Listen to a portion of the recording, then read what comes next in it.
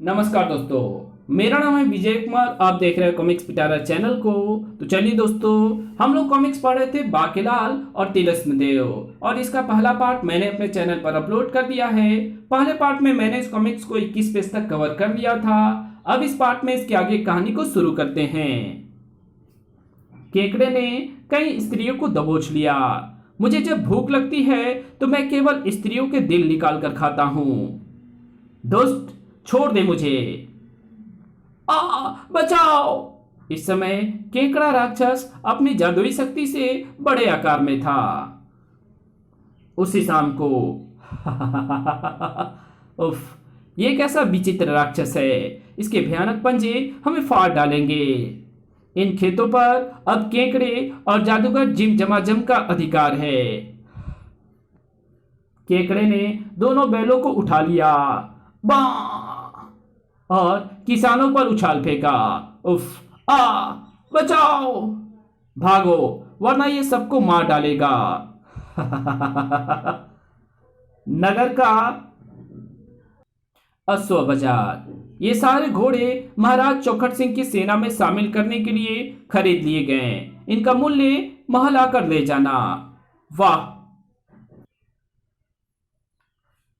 तभी इन सब घोड़ों पर अब केकड़े और जादूगर जिम जमाजम का अधिकार है। सैनिकों, टूट पड़ो, इस पर खत्म कर दो। केकड़ा लोक से आया हूं मैं, केकड़ा मेरा नाम है। मारो मारो, सर खच कड़ाक। खचाक खचाक। छोड़ छोड़ दो इस राक्षस को। घोड़े छोड़ दो इस राक्षस पर। सैकड़ों घोड़ों को छोड़ दिया गया। ओह, घोड़ों की फौज। हिन राजा के घोड़ों से पंगा करता है। ले चकमचा। तड़ाक। अब भाग ले बेटे घोड़े, वरना यह राक्षस तेरी गर्दन मरोड़ देगा। ओह, मैं घोड़ों की फौज में घिर गया।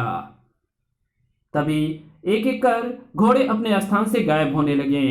ये क्या, घोड़े गायब हो रहे हैं? ये करामात जादूगर जिम जिमा की है। केकड़ा भी गायब हो गया। कल मैं राजा की बेटी हिरण्यलता का महल में आकर अपहरण करूंगा। जाओ, जाकर अपने राजा से कह दो, मेरे घोड़े। इधर राजा विक्रम सिंह के नेतृत्व में विशाल सेना चौखट नगरी की तरफ बढ़ती चली जा रही थी। इस बार मेरी योजना पूरी होकर रहेगी। इधर चौखट नगरी में केकड़े में तूफान मचा रखा था। शाबाश केकड़े, धार। हाय। सैनिक केकड़े और जादूगर जिम जिमाजिम को रोक पाने में असमर्थ रहे थे। उफ, मरा। हाय। शीघ्र ही पिताजी, मुझे इस दुष्ट केकड़े से बचाइए, मेरी बच्ची। इस समय केकड़ा राक्षस छोटे आकार में था। सबके देखते ही देखते केकड़ा राजकुमारी के साथ जादूगर जिम जिमाजम सहित महल से निकलकर गायब हो गया। मेरी बेटी को जादूगर जिम जमाजम ले गया। तभी महाराज, एक और बुरा समाचार है। क्या? अश्वमेध यज्ञ के घोड़े बादल को छुड़ाने के लिए राजा विक्रम सिंह की विशाल सेना ने राज्य पर चढ़ाई कर दी है। नहीं महाराज, केकड़ा को रोकने के प्रयास में हमारी आधी सेना खत्म हो चुकी है। अब अगर हमने ये युद्ध किया तो हार निश्चित है। मेरी राय में हमें घोड़ा विक्रम सिंह को सौंपकर संधि कर लेनी चाहिए। फिर जैसे ही विक्रम सिंह की सेना ने नगर में प्रवेश किया, ये तो कोई राष्ट्रीय पथ है जिस पर सफेद ध्वज फहरा रहा है। राजा चौखट सिंह? जी हाँ महाराज, विशालगढ़ के राजा विक्रम सिंह को मेरा प्रणाम। किंतु आपने तो हमें युद्ध के लिए ललकारा था। हाँ, मगर अब हम युद्ध नहीं चाहते। हम आपका अश्वमेध यज्ञ का घोड़ा भी साथ लाए हैं। बाकीलाल बेटे, पड़ गया फिर कोई पंगा। अगर आप युद्ध नहीं करना चाहते तो हम आपको युद्ध के लिए बाध्य नहीं करेंगे। आप धन्य हैं महाराज। फिर युद्ध संधि नियमों के अनुसार इस सिंहासन पर अब आपका अधिकार है महाराज, कृपया इसे ग्रहण करें। ओह, हो गया भला मुच्छड़ का कमबख्त, कितनी आसानी से इतने बड़े देश का राजा बन बैठा है। एक बार फिर मेरी बनी बनाई योजना की टांग टूट गई। कुछ सोचकर बाकेलाल बोल उठा, किंतु महाराज, मैंने तो सुना था कि चौखट नगरी की सेना विशालगढ़ के मुकाबले दुगुनी है, कि फिर आपने इतनी आसानी से हार क्यों कबूल कर ली? बाकेलाल जी, इसका कारण है जादूगर जिम जमाजम। राजा चौखट सिंह ने सारी बातें बता दी। तब महाराज, अब इस राज्य पर चूंकि आपका अधिकार हो चुका है, अतः अब इस समस्या से आपको ही निपटना होगा। और मेरी बेटी, आप घबराए नहीं चौखट सिंह जी, बाकेलाल के रहते हमें किसी बात की फिक्र नहीं। हम आपकी बेटी को उस दुष्ट जादूगर जिम जमाजम की कैद से अवश्य ही छुड़ा लेंगे। क्यों बाकेलाल, तुम्हारा क्या विचार है? मुच्छड़ यहाँ भी चैन से नहीं रहने देगा। अब महाराज, वो आप जानते ही हैं कि मैं आपका कहा कभी टाल नहीं सकता। अगले दिन ही बाकेलाल राजा विक्रम सिंह की आज्ञा पाकर जादूगर जिम जमाजम की तलाश में निकल पड़ा। आसपास के क्षेत्रों में भय एवं उदासी फैली थी। अगर हमने अपने खेतों में घुसने की चेष्टा की तो केकड़ा हमें मार डालेगा। अगर खेतों में काम ना किया तो फसल ना होने के कारण भूखमरी फैल जाएगी। नगर के सारे कुओं तालाबों पर भी तो केकड़ा और जादूगर जिम जमाजम ने अपना अधिकार कर दिया है। जल बिना भी कैसी खेती। इस भयानक विपत्ति में हमारी मदद केवल एक ही हस्ती कर सकती है, तिलिस्म देव। बाबा तिलिस्म देव, जिन्हें अगर सच्चे मन से याद करो तो वे अवश्य ही दुखियों की फरियाद सुनते हैं। किंतु मैंने सुना है कि विशालगढ़ के विद्वान, शक्तिशाली एवं प्रखर बुद्धि के मालिक बाकेलाल को जादूगर जिम जमाजम और उस भयंकर राक्षस से हमें छुटकारा दिलाने का कार्य सौंप भी दिया गया है। इन मूर्खों को शायद मालूम नहीं कि मैं ही बाकेलाल हूँ। राज्य की आधी सेना जब उनका मुकाबला ना कर पाई तो फिर भला ये बाकेलाल क्या चीज है? हमारी मदद केवल तिलिस्म देव ही कर सकते हैं। बाकेलाल आगे बढ़ा। तिलिस्म देव? बाकेलाल के रहते भला ये दूसरा कौन सुरमा पैदा हो गया? मैंने भी उस सुरमा की नाक में दम ना कर दिया तो मेरा भी नाम बाकेलाल नहीं। तभी तड़ाक! उफ, ये क्या? पीछे तो कोई नहीं है, फिर मुझे ये पत्थर किसने मारा? ये पत्थर तुझे मैंने मारा है ये पत्थर तुझे मैंने मारा है रे बाके। ये तो वही है जिसकी आंख मेरे पत्थर से फूट गई थी, केकड़ा। बिल्कुल ठीक पहचाना रे बाकेलाल, अपने दुश्मन को बिल्कुल ठीक पहचाना तूने। बाप रे, ये यहाँ कैसे पहुंच गया? बाकेलाल, अब मैं इस पत्थर से तुझे काना करूंगा। तूने पत्थर मारकर मुझे काना बना दिया। अब देख, मैं इस भारी भरकम चट्टान से तेरी चटनी बना दूंगा। नहीं केकड़ा जी, वो सब तो अनजाने से हुआ था। मैं तो पत्थर से देवपुत्र की आंख फोड़ना चाहता था। आपकी आंख पता नहीं कैसे बीच में आ गई और फूट गई। मैं बिल्कुल निर्दोष हूं जी केकड़ा जी। तुझे नहीं छोड़ूंगा रे बाकेलाल, तेरे ही कारण मेरा नाम पड़ गया है काना केकड़ा। अगर ऐसी ही बात है काना जी, तो मैं एक ऐसे वैद्य को जानता हूं जो आपकी दूसरी आंख में निकालकर हिसाब बराबर कर देगा। फिर कोई आपको काना नहीं कहेगा। तू मेरी दूसरी आंख फुड़वा कर मुझे अंधा बनाना चाहता है। वे चट्टान तुझे मच्छर की तरह पीस डालेंगी। बाप रे! अगले ही पल धड़ाम! बच बेटा बाके। बाके की चीख तक नहीं निकली। अब जरा ये चट्टान हटाकर मैं उसकी पिचक कर पापड़ हुई लाश देख लूं, तभी मुझे चैन मिलेगा। पत्थर हटाते ही बाकेलाल की लाश कहाँ गई? ये रही बाकेलाल की लाश। तड़!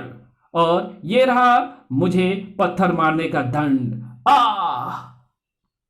अब भाग ले बेटा बाके। केकड़ा को फिर चकमा दे गया रे तू बाकेलाल, लेकिन आज केकड़ा तुझे ककड़ी की तरह चबा जाएगा। कहाँ गायब हो गया? अभी तो भागकर इधर ही आया था।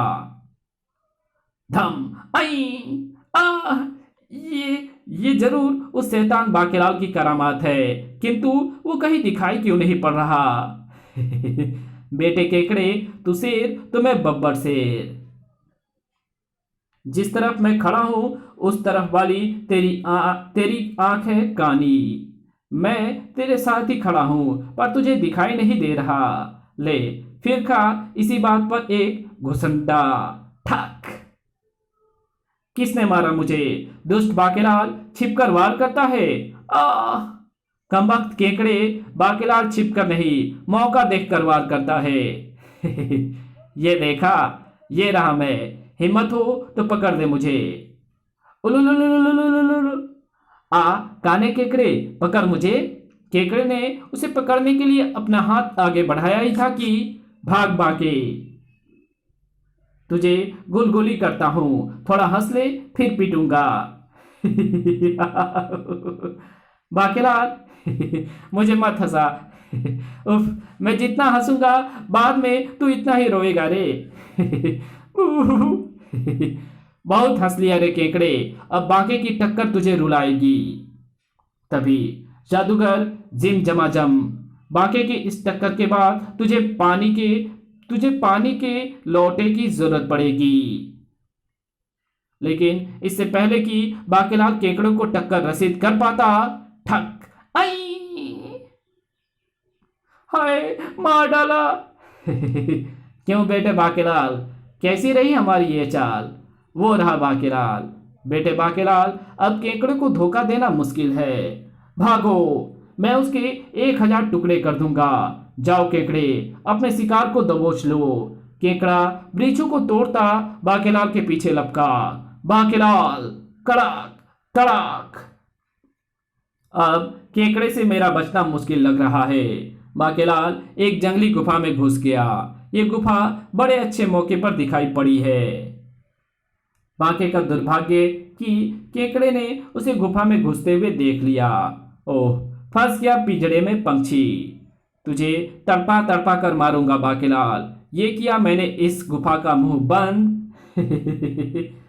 उधर बाकेलाल गुफा में काफी दूर तक भागता चला गया। इस अंधेरी गुफा में केकड़ा मुझे नहीं ढूंढ पाएगा। तभी